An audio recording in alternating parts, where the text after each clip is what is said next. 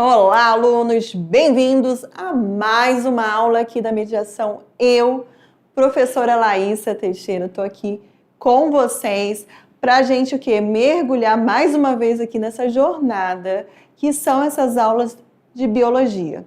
De início, pessoal, a gente viu, né? A gente está vendo, né? Vamos fazer uma retrospectiva aí no que vocês já vêm vendo aí. A gente está vendo o quê? As hipóteses de surgimento de seres vivos, certo?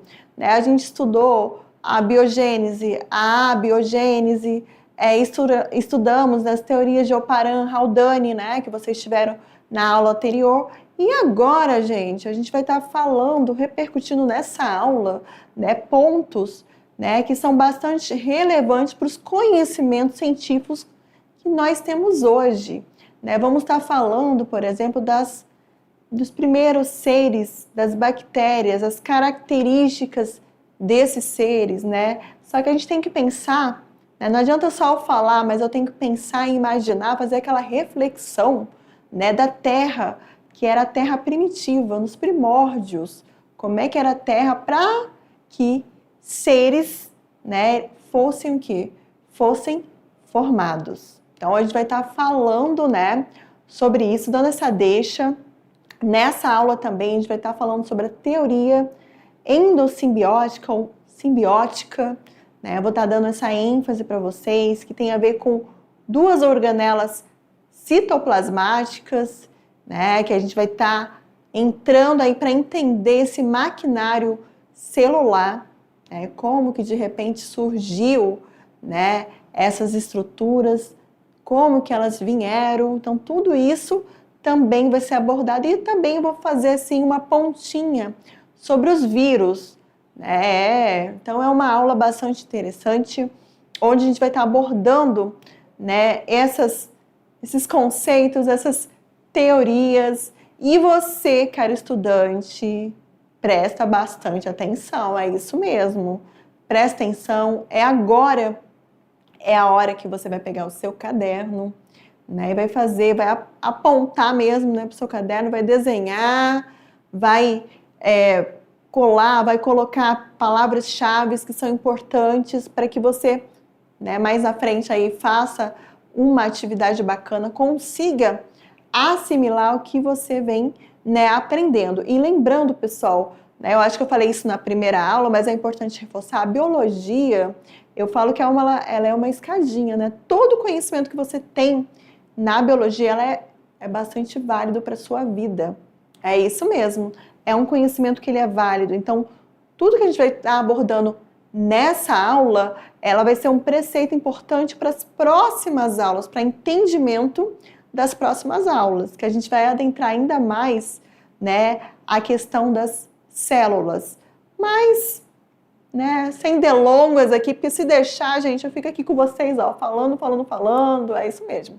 Vou pedir para o meu diretor cortar agora para o nosso slide, é isso aí. Então, a aula, né, que vai falar das origens até o dia de hoje, é isso mesmo. Então, a gente fala, né, dos primeiros seres vivos, nesse caso aí, pessoal, as bactérias. Vocês vão ver a estrutura que compõe as bactérias. O que será que as bactérias, elas têm de diferente dos outros seres, né? Quem nunca teve aí, gente, uma infecção, né? Uma infecção bacteriana, ou muitas vezes não teve que tomar um antibiótico.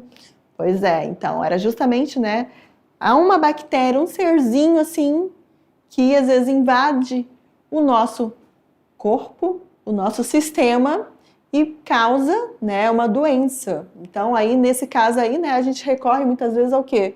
Ao antibiótico. Desde que esse antibiótico, pessoal, não esqueçam aí, né, sejam prescrito por um médico, tá? Isso aí é bastante importante. Falei, né, de início aí para vocês sobre a teoria da simbiose ou teoria endossimbiótica. A gente vai falar um pouquinho dela para que vocês consigam entender a origem, né? E também a origem dos vírus. Vírus é fácil, né? Quem nunca ouviu falar da palavrinha virose? Ei, fulano, você tá com virose, esse sintoma aí tem sintoma de virose, então. Ainda mais tarde também a gente vai ter uma aula, né? Onde a gente vai abordar somente os vírus, o maquinário desses seres, né, que para alguns cientistas são seres vivos e para outra vertente de cientistas, eles já não consideram os vírus como seres. Aí depois a gente vai ver isso nas aulas mais adiante. Então, de início aqui, gente, os primeiros seres vivos, as bactérias, né? A gente tem que são seres, né? Eu vou até pedir aqui para o meu diretor de novo aqui me colocar na telinha, isso mesmo aqui que é importante eu falar, é importante que vocês me olhem e vejam, né? Me vejam também, me olhem e me vejam e compreendam o que esteja falando. Então, assim, gente, quando a gente fala das bactérias, eu estou falando do reino Monera, que é o quê? Que são os, como é que eu posso falar? São os procariontes, são os procariotos. Isso quer dizer o quê?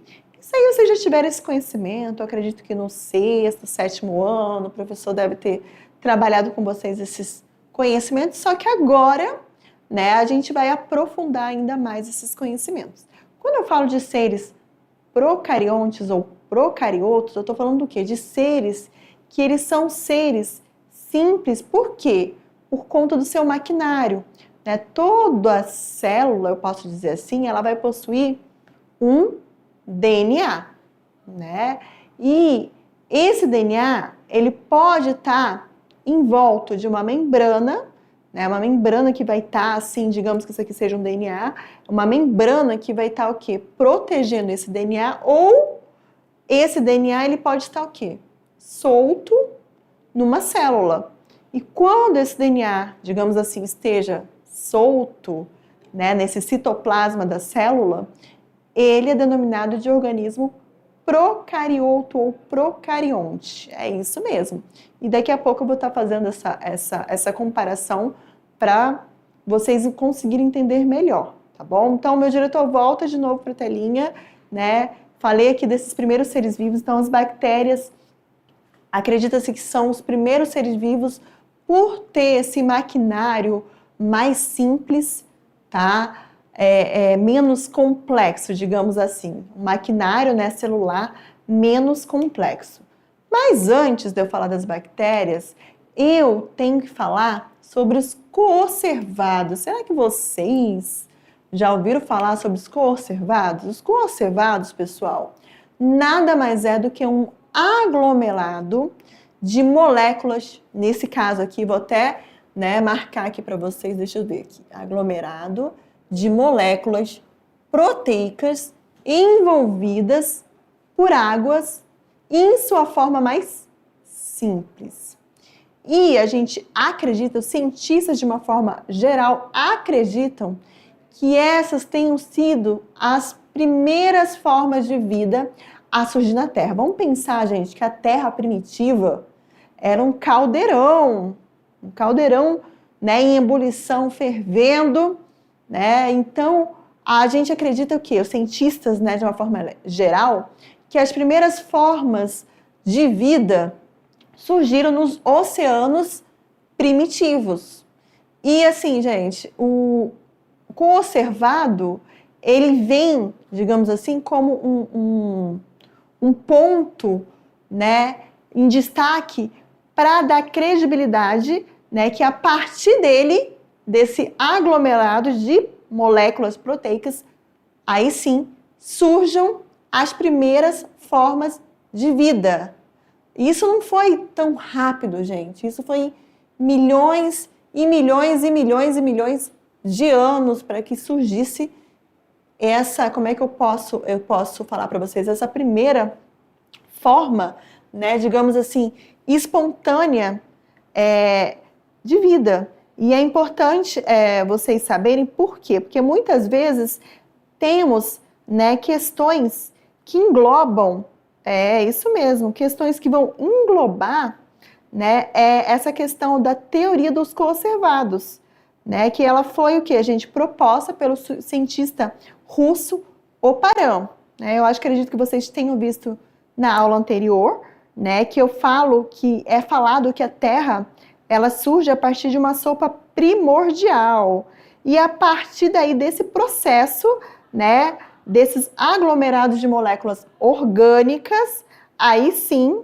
né, eu tenha tido a formação, né, das primeiras estruturas para que eu tenha o quê? As primeiras formas de vida. Então, vou marcar aqui também, tá? Agora sim, né, a partir desse momento que eu falo dos cocervados, que eles são os precursores das primeiras formas de vida, né? Aí sim a gente pode entrar e falar sobre as bactérias, que são o quê? São considerados os primeiros seres vivos, né? Devido ao seu quê? O seu maquinário. E aqui, gente, a gente já tem aqui a imagem, nessa imagem, olha aqui, observem bem, nessa imagem aqui, bastante bonita, a gente já tem o quê? Uma bactéria, uma imagem que reforça, né, uma estrutura bacteriana. Né? Se você observar, né, a gente tem o quê? Uma forma de bastão, né? Nesse caso aqui um bacilo, uma bactéria, onde a gente percebe aqui, né, estruturas, como se fosse o quê?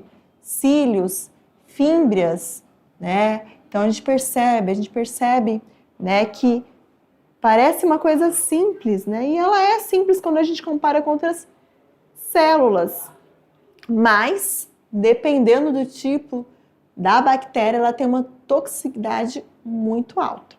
E aqui, pessoal, nessa imagem aqui, a gente tem uma placa de Petri, muitas vezes utilizada por cientistas, tá? Para que a gente possa examinar, avaliar e observar, né, as bactérias. Né? A partir dali a gente consegue fazer, né, essa observação sobre as bactérias. Então vamos aqui para a próxima imagem. A gente vai ter aqui, né, como característica, né, das bactérias, seres unicelulares. Quando eu falo de ser unicelular, eu estou me remetendo ao quê, pessoal? A um ser formado por uma única célula. Além dele ser unicelular, qual é a outra grande característica dessa bactéria, desse organismo aí? Ser procarionte. Procarionte, deixa eu marcar aqui. Ser procarionte. Isso quer dizer o quê? Que o DNA desse ser vivo, ele está o quê? Ele está espalhado na célula. Então, ele está solto, né? O seu DNA. E aqui, gente, as estruturas que compõem, né, esse ser procarioto ou procarionte. A gente tem, né, uma estrutura aqui reforçada nas bactérias, que é chamada de parede celular.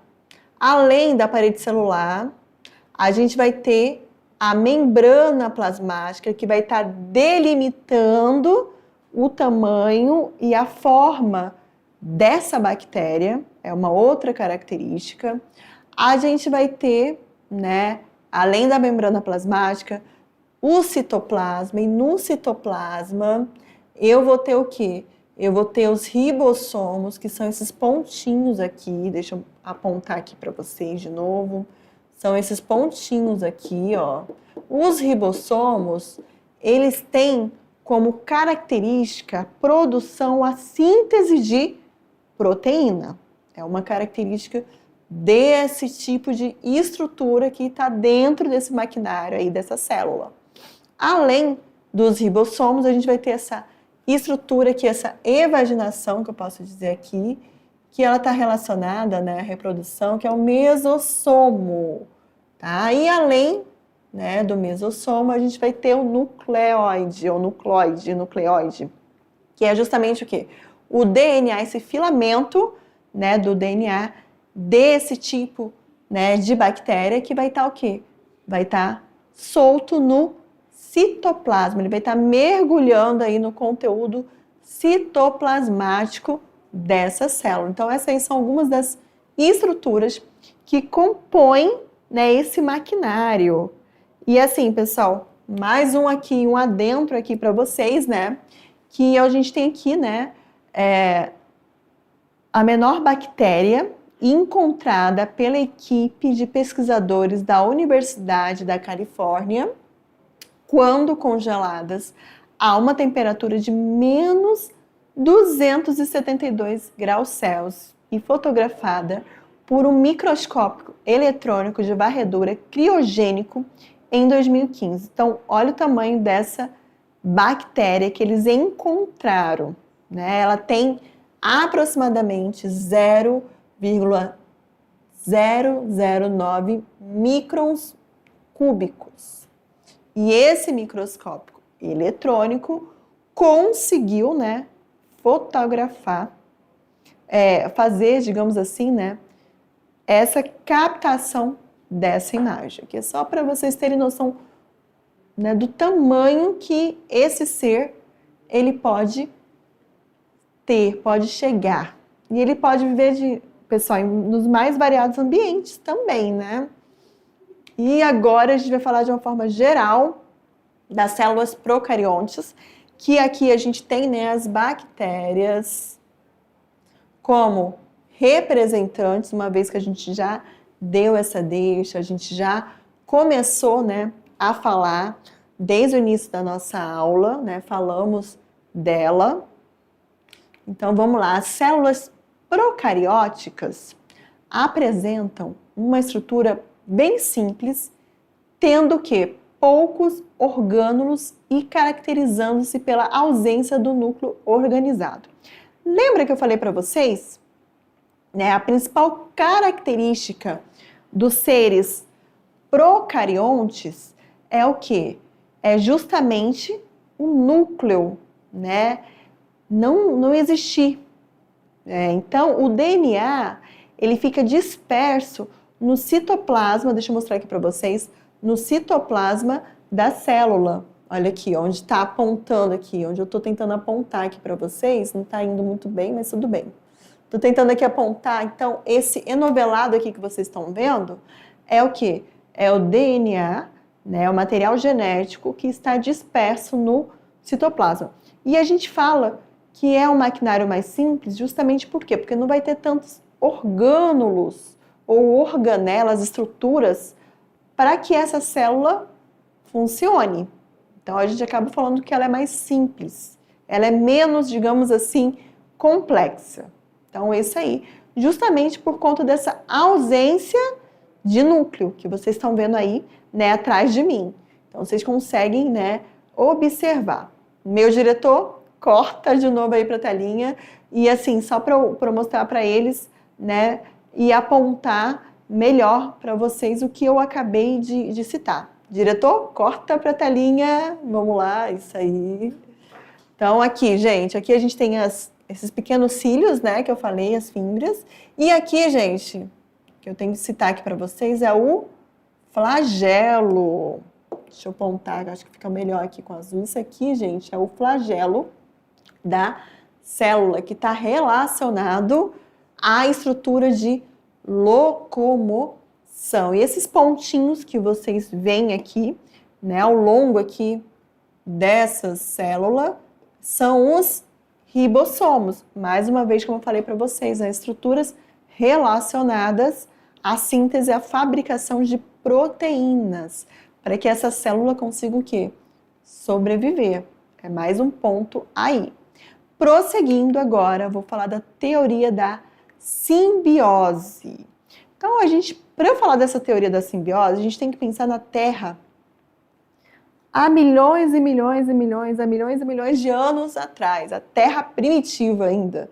Lembra que a professora falou, né, da Terra, que até então era como se fosse um caldeirão, né, formada de oceanos primitivos, raios, chuvas, né, meteoros, asteroides caindo, se colidindo, né, com o nosso, como é que eu posso dizer, com a nossa atmosfera, com o nosso ambiente. Ali eu tinha o quê? A Terra primitiva, e a partir dali eu tive elementos percussores para a formação, né, de células, que eu posso dizer assim, mais complexas. Então, a gente tem, pessoal, nessa imagem aqui, um resumo do que seria, né, essa teoria da simbiose. Vamos pensar que a gente tem a estrutura da bactéria, certo? Uma estrutura de um organismo que procarionte. Sempre que vocês ouvirem isso aqui, procarionte, ausência de núcleo, isso quer dizer o quê? Que o material genético, isso aqui, ó,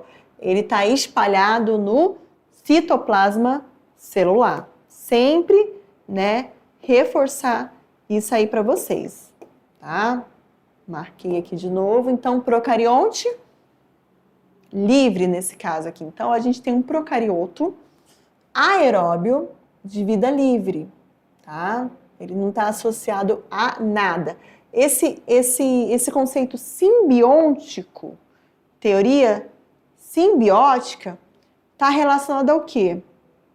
A organismos que se associam a outro, que até então estavam livres, leves, soltos, se associam a outros e vivem, como é que eu posso dizer, harmonicamente, em simbiose, tá bom? Nesse caso aqui, a gente tem esse organismo aqui, que eu vou colocar como esse procarionte, tá? Que até então apresenta vida livre e por uma ironia, alguma situação do destino, ele começa a incorporar outros organismos procariontes para dentro do seu maquinário celular. Observem aqui, eu tenho esse procarionte simbiótico que está o quê? Incorporando outros procariontes de vida livre. Nesse caso aqui, gente, é um procarionte fotossintetizante. Quando eu falo de fotossintetizante, eu estou falando o quê? Do cloroplasto, que está relacionado ao processo de fotossíntese das plantas. É mais um ponto aí. Tá? E aqui eu tenho tanto essa incorporação da mitocôndria, né, que está relacionada a fornecer energia para a célula, e eu tenho aqui a incorporação de um procarionto fotossintetizante.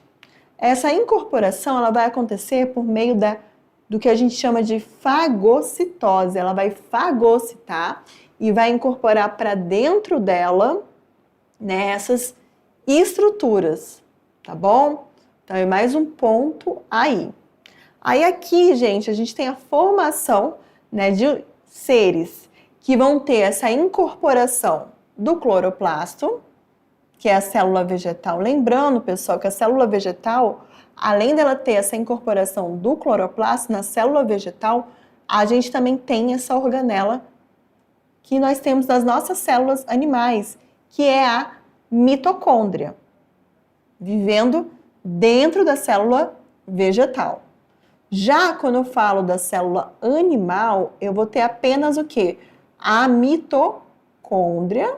Deixa eu tentar marcar aqui para vocês. As mitocôndrias que vão estar vivendo na célula animal, fornecendo, digamos aqui, energia para essas células, tá bom? Então, a teoria da simbiose ou endossimbiótica é justamente que essa incorporação, tá, desses organismos procariontes que até então eram de vida livre, né, viviam livre, leves, soltos e que se incorporam dentro de um maquinário, de um outro maquinário celular e dá certo.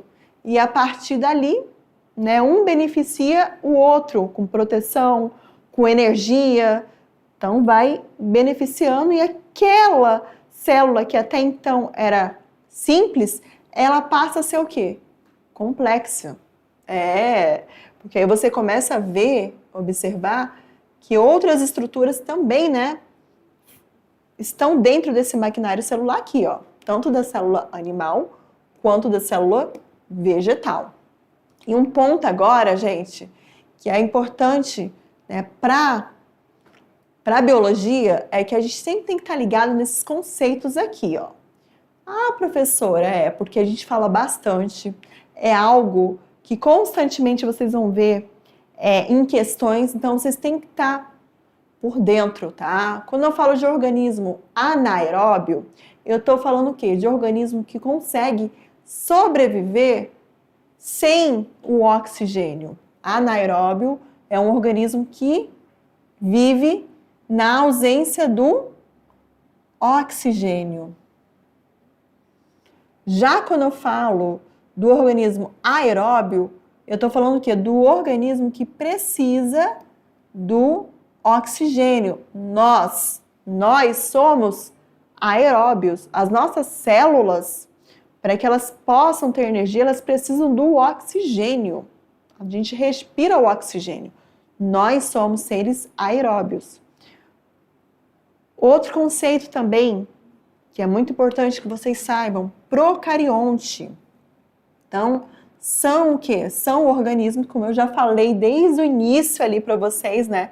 Que não possuem núcleo. Se não possuem um núcleo, né? Isso quer dizer o quê?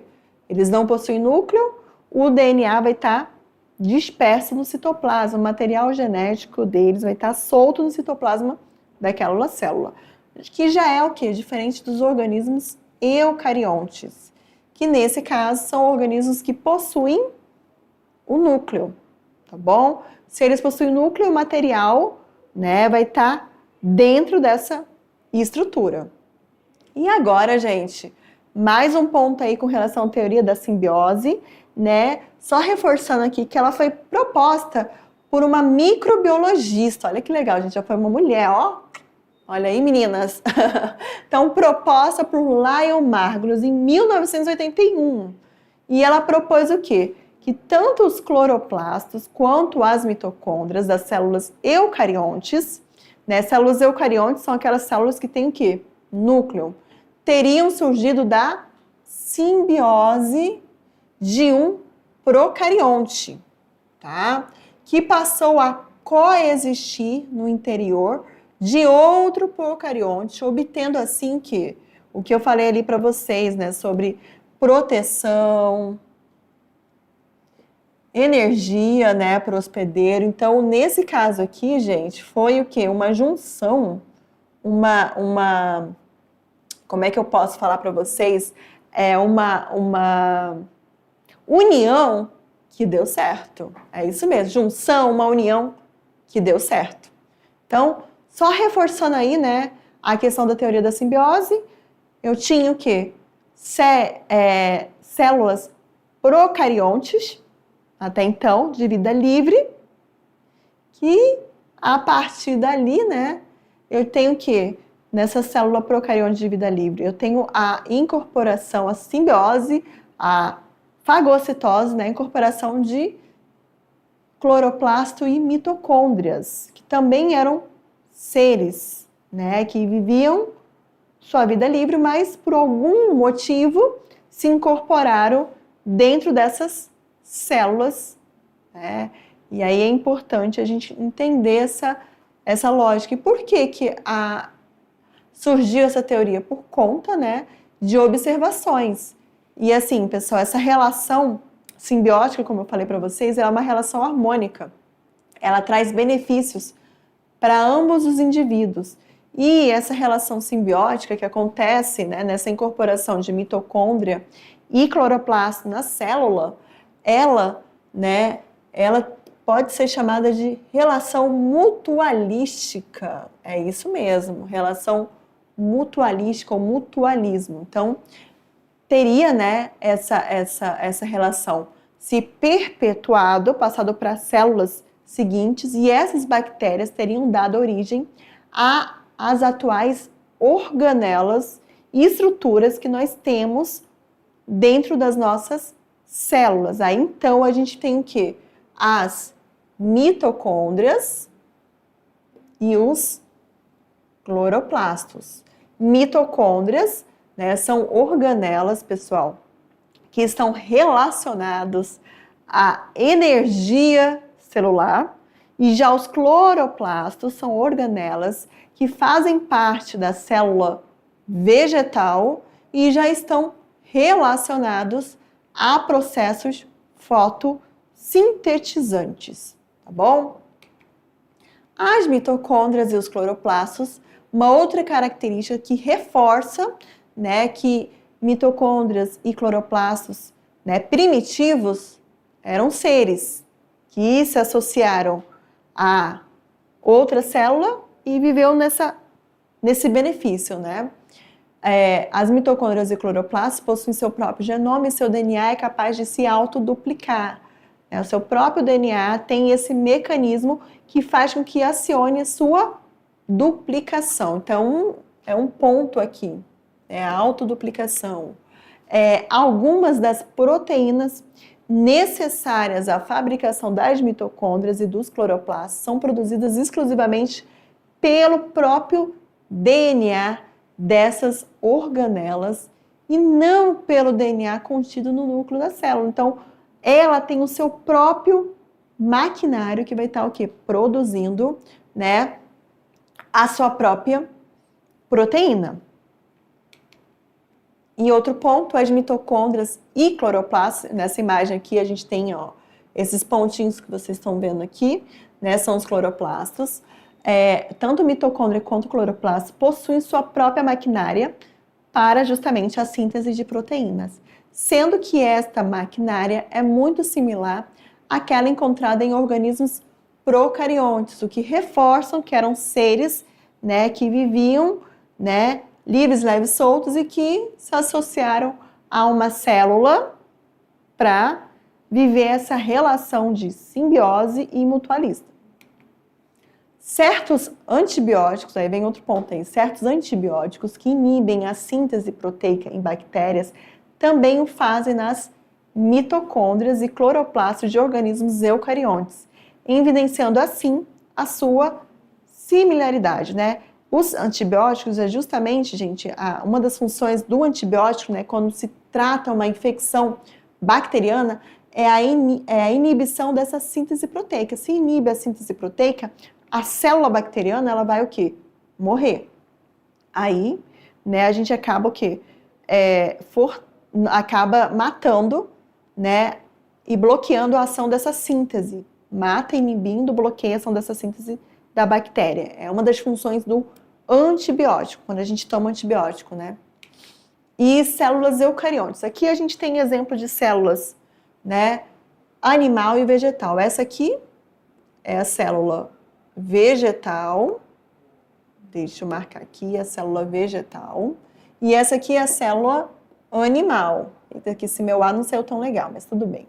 Então aqui a gente tem a célula vegetal e a célula animal. Qual é a diferença da célula vegetal para a célula animal? Aqui na célula vegetal, pessoal, eu vou encontrar o cloroplasto.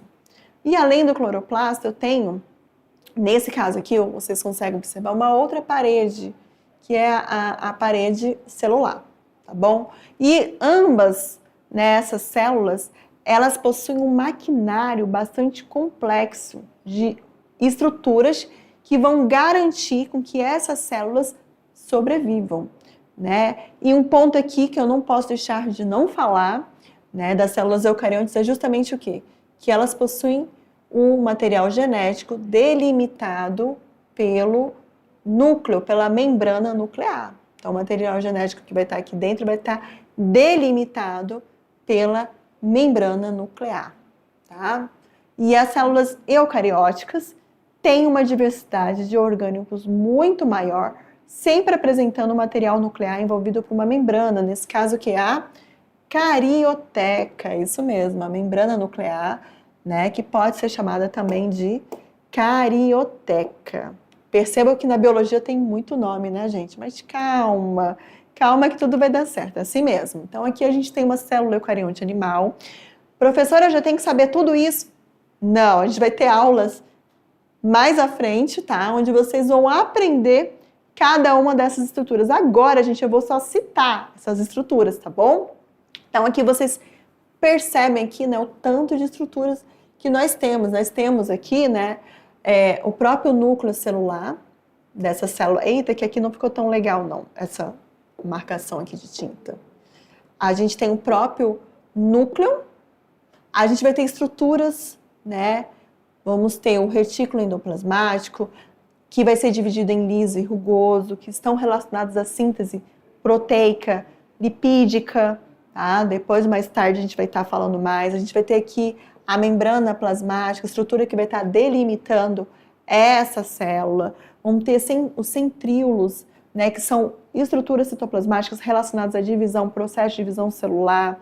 Lisossomos são outras estruturas relacionadas ao processo da digestão celular. A célula, ela faz digestão. Vamos ter o complexo Golgiense, o próprio citoplasma, né, onde vai estar mergulhado todas essas estruturas, mitocôndrias, microtúbulos, ribossomos, também relacionados à síntese de proteínas.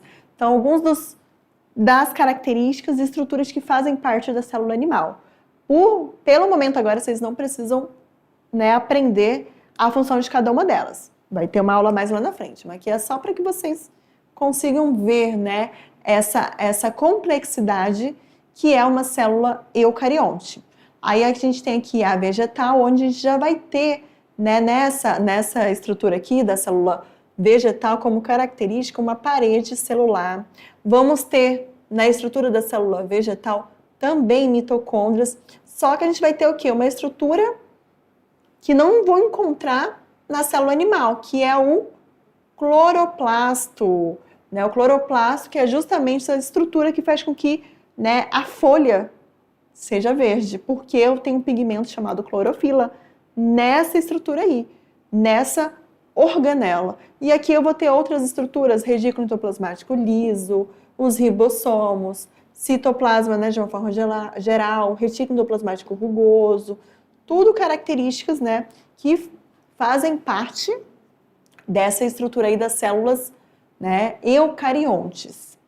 E agora, gente, para finalizar aqui, né, um endosso da nossa aula, já estamos chegando aqui no final, a origem dos vírus, né, os vírus, que vocês vão ver, né, que tem essa polêmica aí de alguns cientistas, né, de uns acreditarem que vírus são seres vivos, outros já não acham que é. E assim, a gente tem 3 principais hipóteses sobre a origem dos vírus. Vírus, né, seria do latim veneno.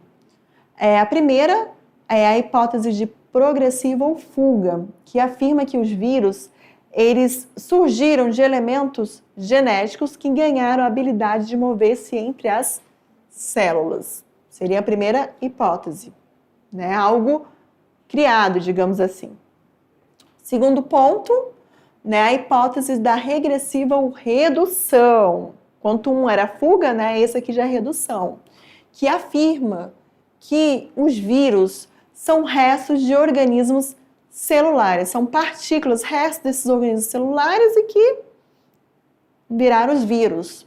E o terceiro ponto, a terceira hipótese, né, de vírus primeiro, que afirma que os vírus teriam se desenvolvido com seus anfitriões celulares atuais, tá? É mais um ponto aí. Essa aqui é mais uma imagem para mostrar dos vírus. Vamos ter, né, gente, uma aula exclusiva só sobre os vírus, é isso mesmo. Então, vocês viram nessa aula, né, os pontos que foram abordados, né, teoria da simbiose, a origem, né, dos seres, nesse caso aí, do cloroplasto e da mitocôndria, que até então, né, acreditavam-se que a cientista Linz Magnus, ela formulou essa teoria e ela foi aceita, né, dessa teoria simbiótica de que esses, como é que eu posso dizer, esses organismos, eles se encontravam livres e aí depois de um tempo eles aderiram, né, se juntaram, tiveram uma adesão, digamos assim, né, a uma célula. E ali, né, passaram o quê? A fornecer energia e também ganhar o quê? Proteção. Essa aí, pessoal, foi mais uma aula. Já já eu volto com vocês, tá bom? Até mais!